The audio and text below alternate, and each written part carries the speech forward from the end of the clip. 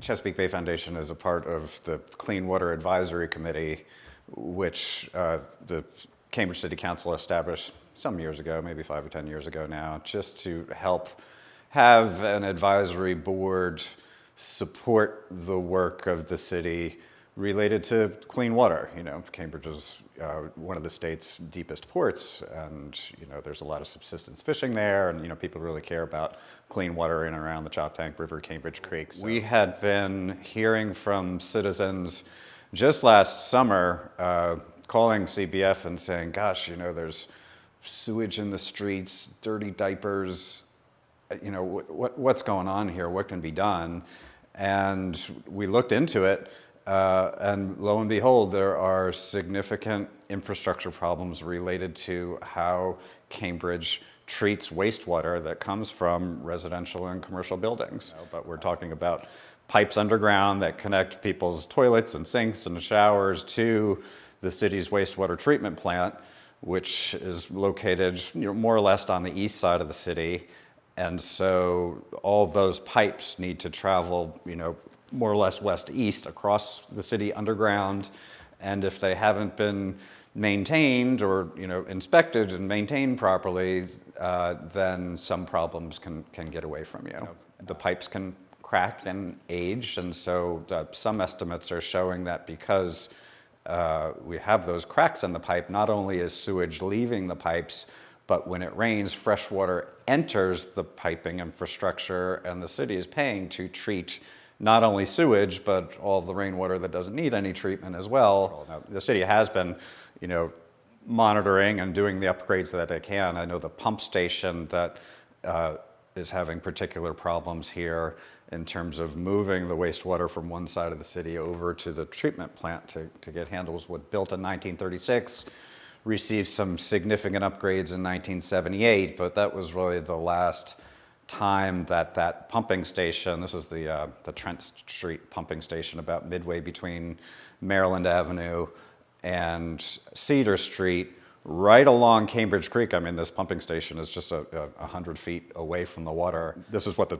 city staff have put together. Pump failures exceeding expected life, suction pipes leaking with priming problems, structural cracking in the concrete that actually holds this infrastructure up. It's just in need of attention. To the city's credit,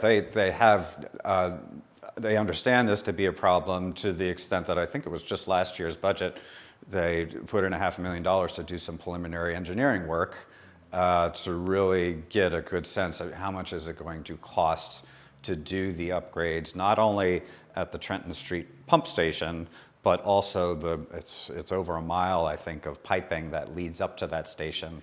The question is now, where does the funding come from in order to do the full engineering and then get the construction work done? Now, the state has the Bay Restoration Fund, which some people call the flush fee.